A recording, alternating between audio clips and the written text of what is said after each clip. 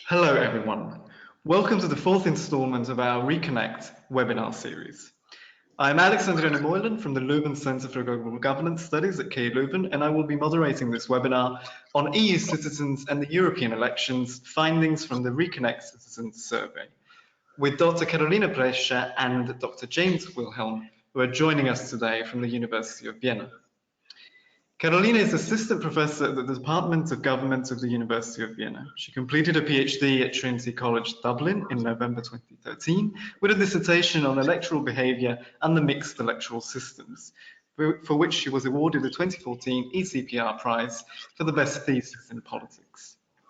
She recently co-authored Learning from the Other Side, How Social Networks Influence Turnout in a Referendum Campaign, published in the Italian Political Science Review, and Coalitions in the News, How Saliency and Tone in News Coverage Influence Voters' Preferences and Expectations About Coalitions, published in the Journal on Electoral Studies.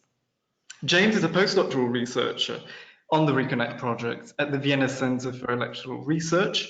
He holds a PhD from the Salzburg Center of European Union Studies, and his thematic areas of specialization are public opinion, political psychology, and voting behavior within the area of European studies. Thank you both for joining us today. Thank you. Before we start, allow me to say a few words about the RECONNECT project. RECONNECT is a 4-year multidisciplinary research project funded by the European Commission under the Horizon 2020 programme. It brings together 18 academic partners from across Europe and aims at reconciling Europe with its citizens through democracy and the rule of law. So the goal that we have set ourselves is to explain and provide solutions to the deepening disconnect between the Union and its citizens in the context of recent crises, such as the challenges of migration, the economy, and security. As part of the RECONNECT project, Carolina and James both contribute to Work Package 9, focused on assessing citizens' perceptions of both democracy and the rule of law in the EU, and possible scenarios of reform. Their aim is to answer two crucial questions. Firstly, to what extent does discourse at the elite level resonate at the citizen level? And secondly, what would be the ideal EU in the eyes of citizens, and how do they react to a range of options for reforming the EU's current institutional setup? So we're very happy that they're both with us today to present their initial findings from the first wave of their European election panel study, which represents really a key dimension of the RECONNECT project. As far as the general structure of this webinar is concerned, Carolina and James will firstly present for approximately 25 minutes. Then Carolina will share some further reflections on these results. During the presentations, you may send your questions to me via the webinar chat box, which you can access from the control panel. After the presentations, I will bring your thoughts and questions into the discussion and allow Carolina and James to respond. It's now my great pleasure to give the floor to Carolina and James, and I very much look forward to their presentation. You have the floor. Thank you, Alex, for this nice introduction, and also for the opportunity today to present our very first results of the study we did during this European election. And let me just introduce you very briefly of what the University of Vienna has basically been doing in the last couple of months or so. We designed a pre-post-election study for the European election 2019. This is part of the work package number 2, but also work package number 9. And the data collected by us will also be used by other work packages, because citizens' views are very much important, not only RECONNECT project, but also we hope beyond, reaching beyond the research community and the non-research community. Specifically, our team here is composed by myself and James, but also by Professor Sylvia Kritzinger and by Tanya Schubel, that is a project assistant. So we are 4 people working at the University of Vienna, but we are all working in collaboration with all the other partners in the RECONNECT project, and also with our colleagues, especially with the University of Münster, which are helping us a lot in the design of the survey, and will also implement another part of the survey later on during the year. What we did in this citizen level survey was try to capture as best as possible, first of all, people's attitudes towards the EU, using both some survey questions that are normally used also in the Eurobarometer study, for instance, favorite level of European integration, or public opinion perception about their own country's membership in the EU. But also we wanted to collect information specific for this specific election 2019, about how people voted, why they voted in a certain way, what did they have in mind while voting, how much attention they paid to the election campaign, if they were interested in the election campaign, but also whether they have the way they discussed politics and EU level matters with other people like friends, colleagues, or the family had an influence on their vote choice. And finally, attention was also on political knowledge. So how much people know about the EU, and specific on the election and beyond the election. The survey design was made up of so the survey was a 2-wave survey. So basically the same people were interviewed in April, so about a month before the election. And then again, the same people were re-interviewed right after the election. Actually, data collection is going on right now in the 8 countries of studies. So it's Germany, France, Denmark, Spain, Hungary, Poland, Italy, and also we include Austria within the Austrian National Election Study. So able to collaborate with researchers here in Austria as well. And this panel design for us is very important because it allows us to capture public opinion and how much people know about the EU, how much they talk about the EU before the election, and then again after the election. And so we are also able to compare what the campaign does or does not do to people. So whether there are issues that are activated or whether interest in EU or interest on some aspects of the EU are activated and made salient during the election campaign. And this is an innovative design that we implemented within RECONNECT, and we hope to be able to share this data very soon with the research community, even beyond the RECONNECT project. But yes, just on the last point about how many people we were able to interview. So these are online surveys, so are done online. People can take them via computer or via mobile phone, and we try to get as much representative sample for each one of these countries. It's 2,000 respondents per country pre-election and at least 1,000 post-election. And attention was on getting as much as representative sample of the broader country population in terms of age, gender, education, and region, at least for wave 1, which is the wave before the election. And as I said, the data in the codebook will be published as soon as data collection is completed. But let me pass it on to James for some look at the data and what we have found thus far. Okay, thank you, Carolina. And hello to everyone watching. I am just taking control of the presentation now. Okay, I take it my screen is visible. I hope so. Okay, so what I would discuss first is obviously Europe is a multi-dimensional polity, and so it's very difficult to measure attitudes towards European integration. You can measure it in terms of advantages and disadvantages at the national level, in terms of whether citizens prefer membership or not.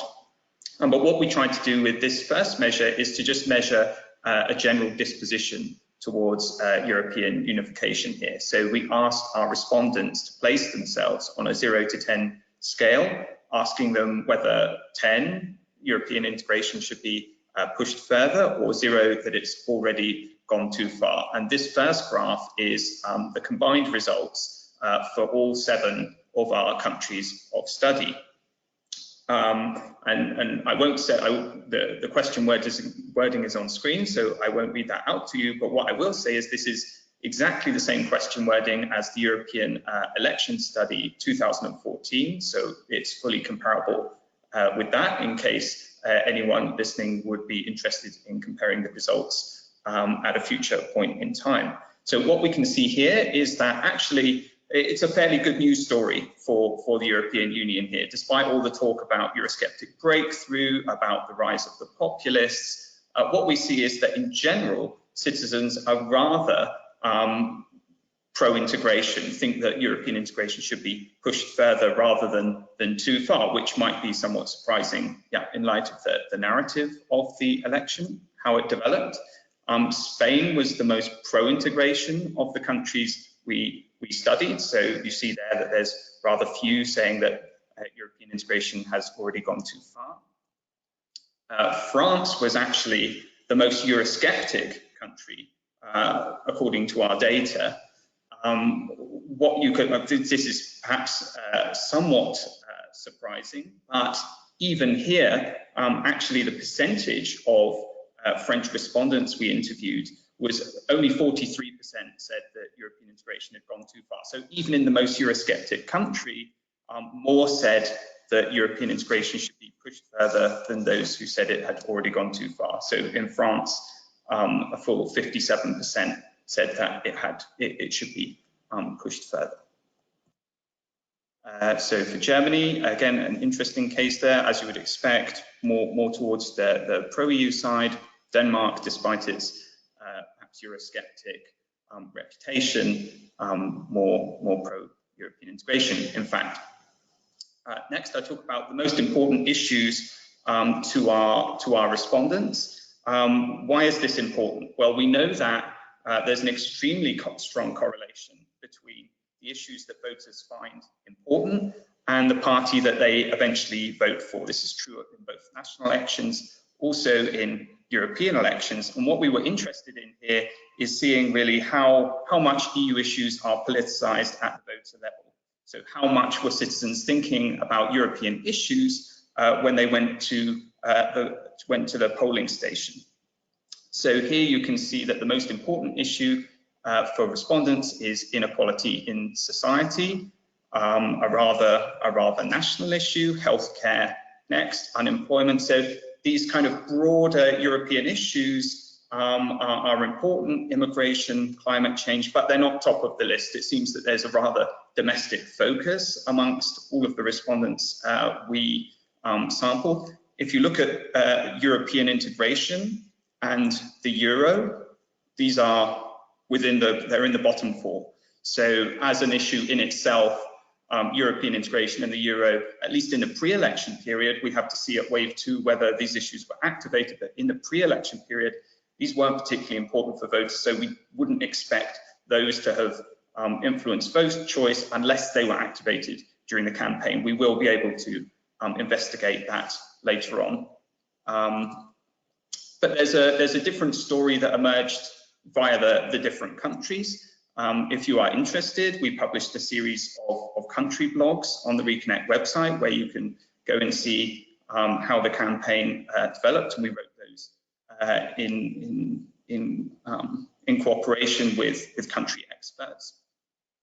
So for here, you can see that at the voter level in Germany, climate change is the most important. This is somewhat surprising, given that asylum and immigration issues were extremely salient in the last 3 years, and climate change has now leapfrogged it. That is not to say that these issues are not important. As you can see, they're still 3 and 4, but you can see that as the migration crisis fades through time, other issues are coming to the fore. And what we see actually is a fragmentation amongst our countries of study.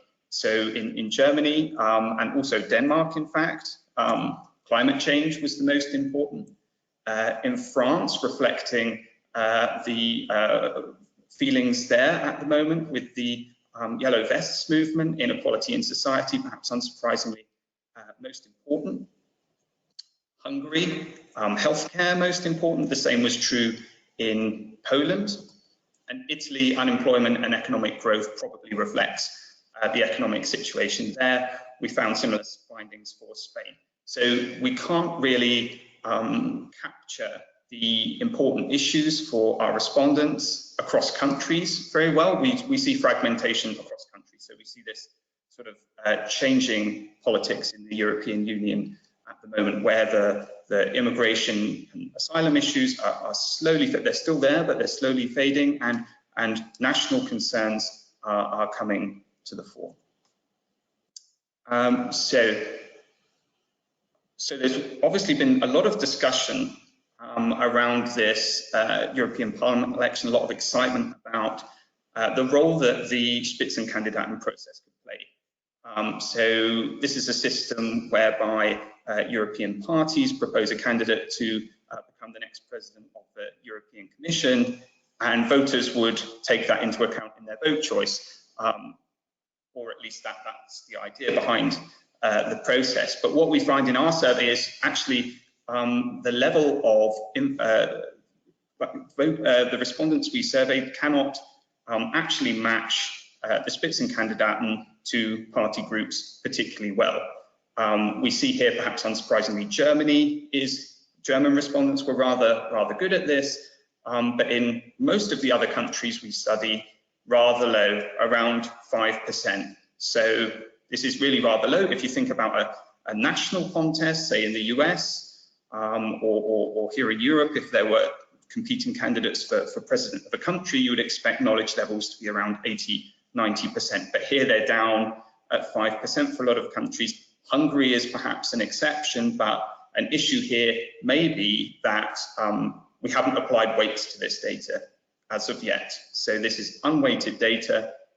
This means that our sample may be slightly biased by higher education respondents, and this may account for the result in Hungary. Once we apply weights to this data, this may change slightly. So this is just a disclaimer here to not take the results in Hungary, to take this as provisional. It's an interesting result, but we still have to apply the weights to see if this still holds. But I would say that Germany is fairly predictable. Okay, there's been a lot of talk about countries potentially leaving the EU, holding their own EU membership referendum, Brexit contagion. What we find, what our results show is that, well, if a referendum were held on EU membership in any of the countries that we surveyed, it's highly unlikely that this would lead to a vote for leave, as it did in the United Kingdom. So Spain was, we asked respondents, okay, if there was a referendum, would you stay or leave? Almost 90% would vote for remain in Spain. So overwhelmingly for remain. Denmark was actually the country with the highest number of respondents who said, percentage of respondents who said they would vote leave. But even here, the percentage is only 25% of respondents said that they would vote leave. Okay, and this is the country where it's closest to the highest proportion of support for leave, and even there, it's not even close. So there's really no, our survey really provides no suggestion that there will be a vote for leaving the European Union if there is a referendum held in any of our countries of study in the near future. France and Hungary, again, these are cases where Hungary, you would perhaps think at the moment, there could be a strong leave, but in fact, it's close to Spain in terms of the percentage of respondents in favour of Remain. And this may actually reflect our respondents' perceptions of the future of the UK outside the European Union. So we asked our respondents whether they think the UK will be much better off, no better or worse off, much worse off. And as you can see, the majority of our respondents think the UK will be worse off or much worse off. Very, very few think that the UK will be better off outside the United Kingdom. So this may be to some degree reflected in the hypothetical referendum results that I just presented, where Remain is the most likely in all of our countries of study. So just summarising some of the preliminary results from wave one that I've just presented. Generally, the outlook is very positive for the European Union and European integration in general. Despite the talk of a populist surge, our results show that citizens are rather pro-integration, in fact, even in the most Eurosceptic country we studied. So in France was the most Eurosceptic country. Even there, the disposition is rather positive towards more integration.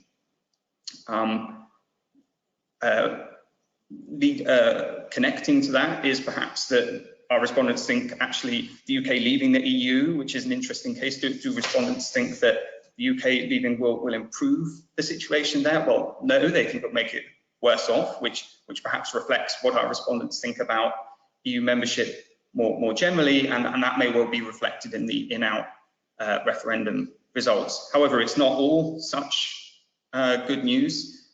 Despite TV debates, and this is the second time that the Spitzenkandidaten process has been run, citizen knowledge of the candidates running is still very low if you benchmark it by national contests.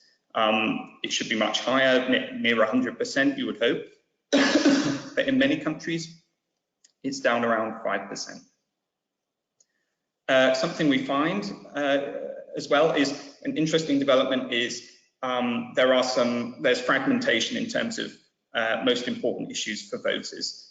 So this shows that the issue priorities of citizens across the Union are fragmented. It's changing. There's no single story you can tell to capture what's the most important issue in each country, and this is changing in light of the migration crisis 2-3 years ago. Now we see new issues emerging, different parties also emerging in countries to meet these demands, such as the Greens in Germany, where climate change, perhaps we're mobilizing citizens concerned with climate change. In France, inequalities likely to be mobilized, etc. And we'll be able to shed more light on how these were or were not mobilized, obviously in wave 2 of our study. So I will now pass back to my colleague Carolina for the final reflections on this survey, talk a little bit about wave 2.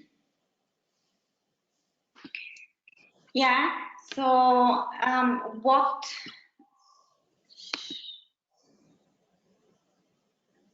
sorry.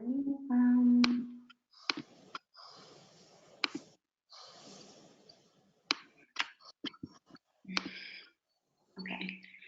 So what we will be doing in wave 2, we are actually in the field right now.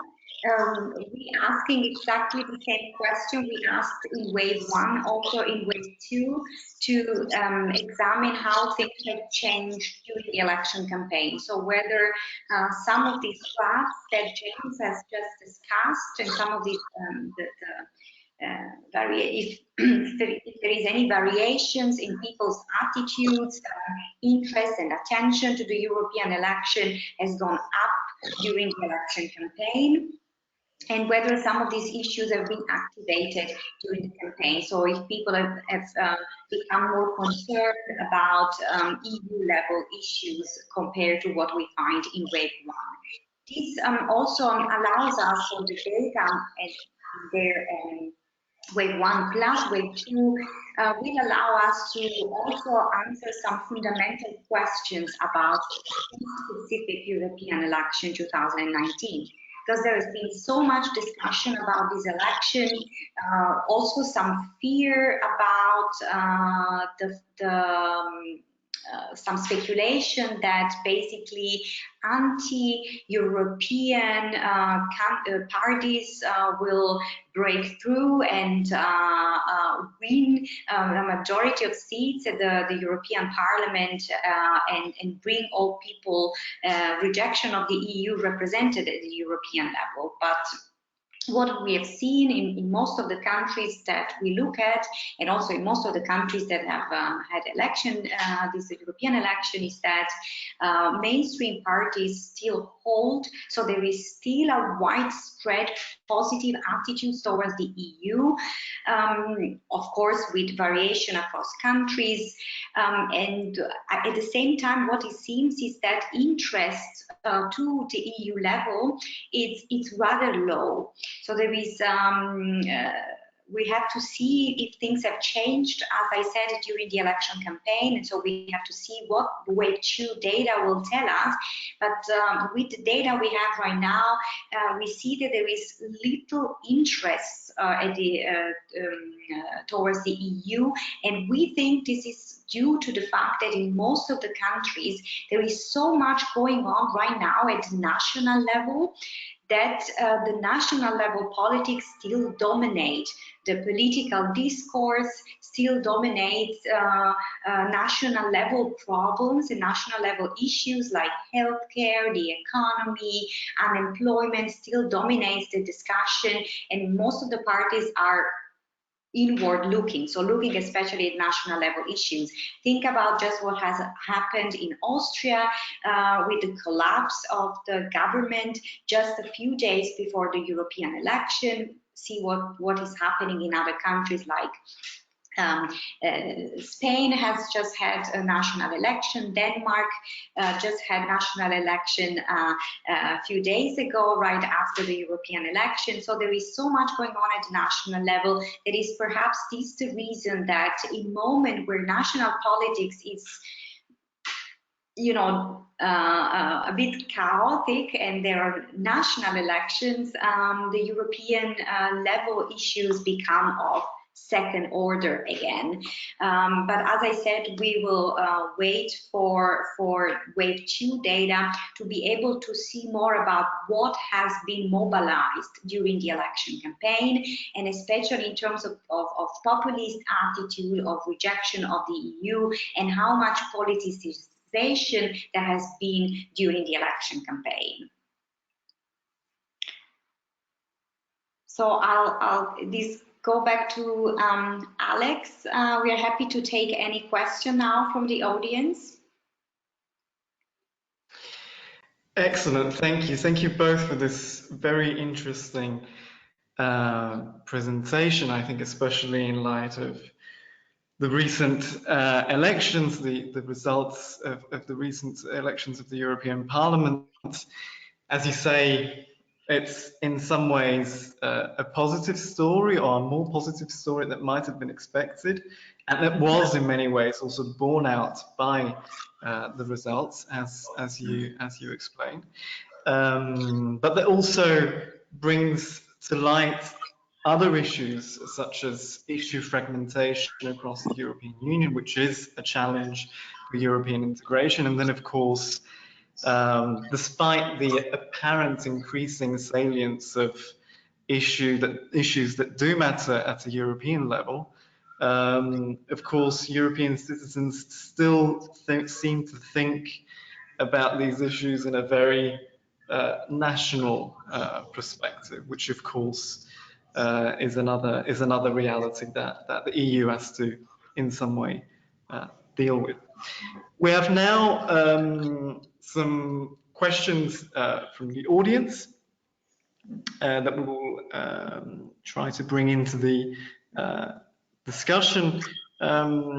First of all, we have Konstantin Schaefer, who is asking you to elaborate on how the fact that you mentioned France and perhaps also Denmark as showing a particularly high level of Euroscepticism, whilst on the other hand, in many recent surveys, it was Italy that was showing these kinds of tendencies. And perhaps if you could elaborate on the background of why that might be the case in the context of the RECONNECT survey. James, would you like to start? Perhaps you can start with that, yeah. Maybe you could discuss with Italy, just given the case knowledge. Okay, well, we were, I personally was also a bit surprised about the fact that Italy did not show as much Euroscepticism as some of other countries like France and Denmark.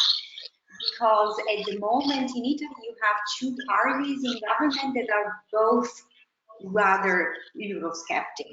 So it's the five-star movement has softened some of its position compared to previous years. For instance, now they are not advocating anymore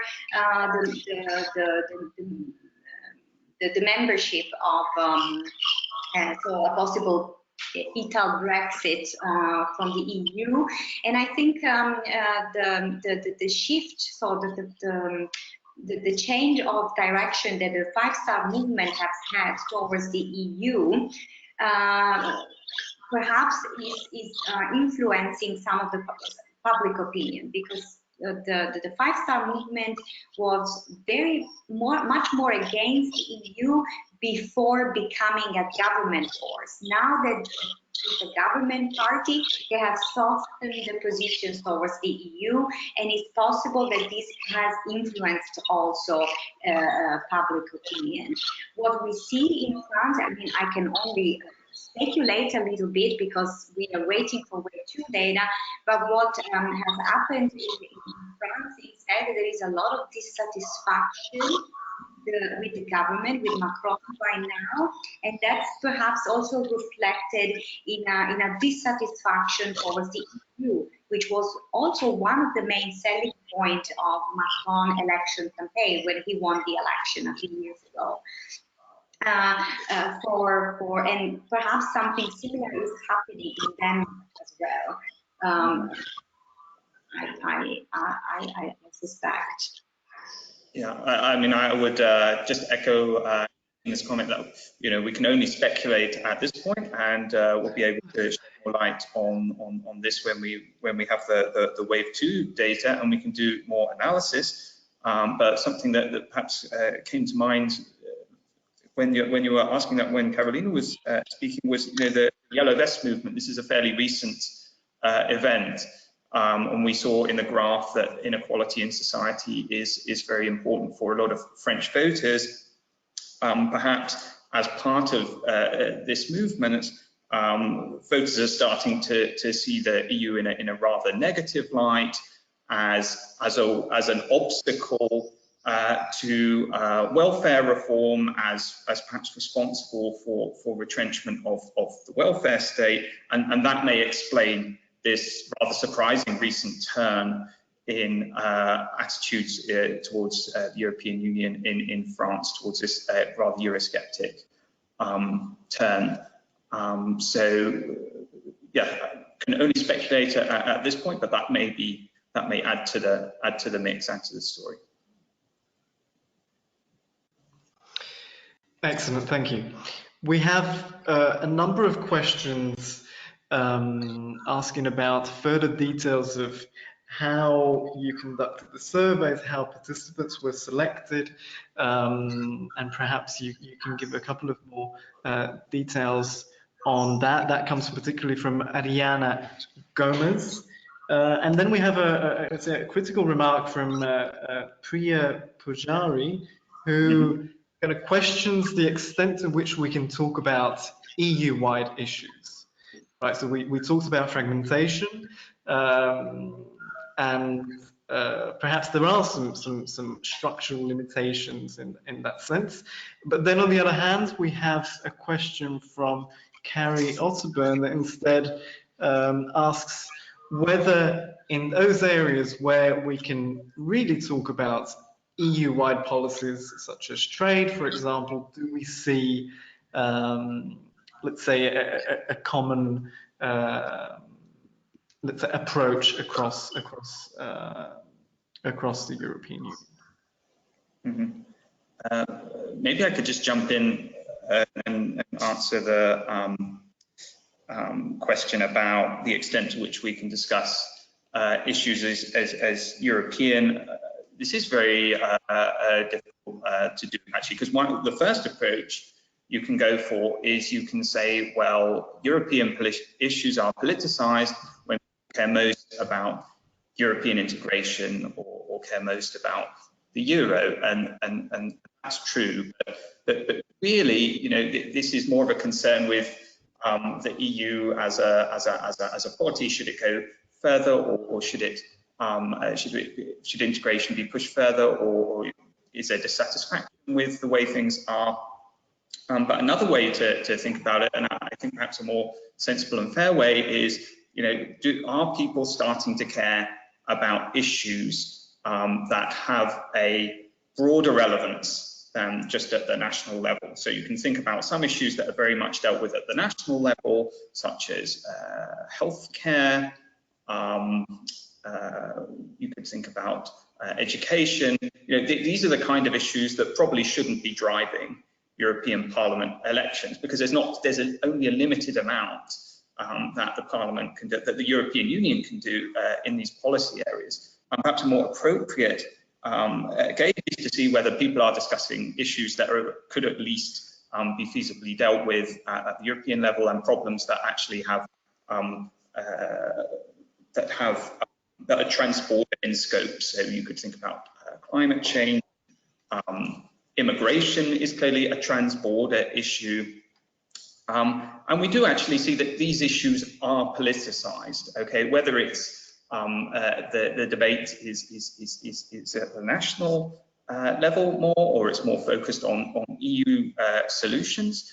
This would be something interesting also to study at the media level, but I think there's definitely some scope for optimism in our findings that sort of appropriate issues to be discussing during the European Parliament elections were being discussed, and we'll see how that develops at wave 2, whether the issues that were discussed by Spitzenkandidaten during the campaign have become more important. And one thing I would also add is that I did say in my presentation that the findings concerning Spitzenkandidaten were rather disappointing, but these were the pre-election findings, so that may improve by post-election after respondents got to know the candidates. If I can add on what James just said, and relate also to the question about EU-wide issues, we have noticed, we've seen from the data that while there are some issues that are more important in some countries rather than others, there is one issue that is rather common. Actually, 2 issues are common across all countries, and they are at the top of the list for people in these different countries, and which is the economy and immigration. I think these are 2 very important issues and we see that are important across all the countries we look at, and will likely play a big role in the upcoming years, because people care about their own well-being, and that's the root concerns economic growth, unemployment, but also parties politicize a lot the immigration issues in the different countries. But parties know and people know that immigration is something that the single countries cannot deal with separately, but is also an EU level issue. And in some countries, especially Italy, Hungary, immigration is now among the top priorities in people's mind about issues that the EU has to deal with. And also in Denmark, actually, the recent election campaign and the campaign of the Social Democrats was also related to the issue of immigration and how many immigrants to let in, etc. Concerning the last question, so the last question, but actually it was the first one, Alex, that you mentioned about the survey. What we did, we worked with an international survey company that has collected this data for us. What in very simple terms, what the survey company has done is for each one of the countries, contacted people and asked them to take part to our survey. And if they were willing to take part, they presented the link to them and they would take the survey. We asked the survey company to invite people in each of the countries in groups and in amounts that would represent the people in that country. So for instance, we wanted young and older citizens, also middle-aged citizens. We wanted low educated people with average education and high-level education. We wanted people from different regions of the country, and also pay particular attention to political interests. So we did not want only people that were very interested in politics, but we also wanted to reach people that normally do not care much about politics, because for us what is important is to gather citizens' view of the EU, but all citizens' view. And while there are of course many challenges with online survey, we try to work very closely with the company in the last 3 or 4 months or so in trying to gather as much as a representative sample of the citizens in these countries as possible. And it's interesting that in some countries this is more challenging than in others. Like for instance, in Poland and in Hungary, it's a little bit harder to reach specific segment of the population compared to other countries like Italy or Germany. But we are thus far rather satisfied with data collection, and we hope to have also data way too very soon and be able to share this data publicly. Excellent. Yes, thank you very. James, yes, yeah, go ahead. Just jump in because there was a question about a common approach to trade across the EU, how citizens see the trade policy. I just wanted to mention that we did ask respondents the level at which they think several issue areas are decided, including trade. So we will be able to see for each country and for each individual respondent, obviously, where they think the decisions are made in that area, and obviously they should say at the EU level. So it'll be interesting to see whether there is universal response like that across countries. We also ask respondents where they think this level of policy should be decided as well, so rather a more normative question. We also do that for a number of policy areas. So if when analysing this data, anyone watching will be interested perhaps in looking at which issue areas citizens think are dealt with at the national or European level versus where they are actually dealt with, that would be possible with our data. And this is, of course, very important in terms of also possible reforms at the EU level, because our colleague in Münster will especially look at what are the ideal scenarios of the EU in the eyes of the citizens. So whether citizens want or prefer to have some policy back to the national level. So if some of the policies that are mainly dealt with at the European level should go back and be controlled mainly by national parliament or national government. And with this survey, we really wanted to capture also not only the knowledge of people, so about whether they know certain policies are dealt mainly at the EU level versus the national level, but also their preferences, what they want. So do they prefer immigration to be dealt at the national level or at the European level, and so forth for several issues.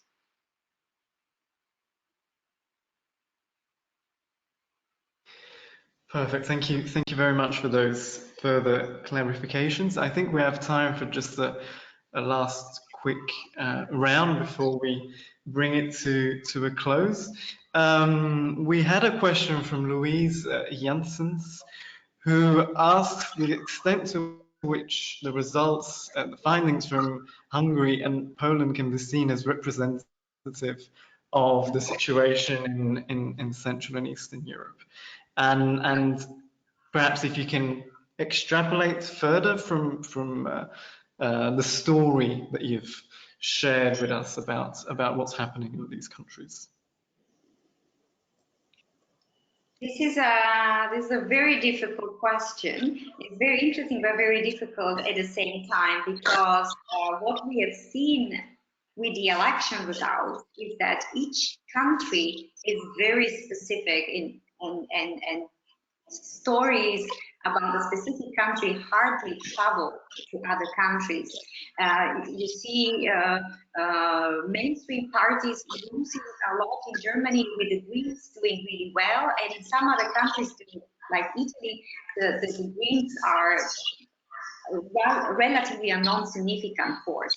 So it's really difficult to be able to extrapolate from just two countries, Poland and Hungary, for Central and East Europe. And we focused on these two specific countries because of the key importance and of the politicization and discussion around also how the EU should change to be able to hold some of these countries to fall back on some aspects, and some aspects such as human rights, for instance.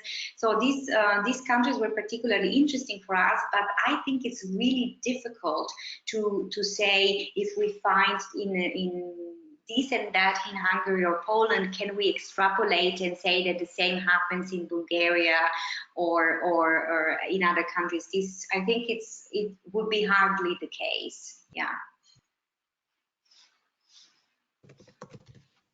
James, would you agree? Yes, I was going to say yes. I largely agree with what you said there. There are some similarities in the data. So, for example, we saw most important issue, healthcare is the most important issue in Hungary and Poland, but I think that these are a very different context. And if we look at other questions we asked, we see dramatic differences in the responses. So it seems like one story doesn't really capture for both countries. So just to give you one example, we asked about satisfaction with democracy in one's own country, and Hungarian respondents were by a large margin the most dissatisfied with democracy in their own country, and you would expect that to potentially have some impact on voting behaviour, on other attitudes. More so than Poland. So although they may fit into a slightly broader narrative, there might be some similarities. There's also going to be some very major national level differences. So I would probably guard against treating them as sort of two cases that can be explained by a single story.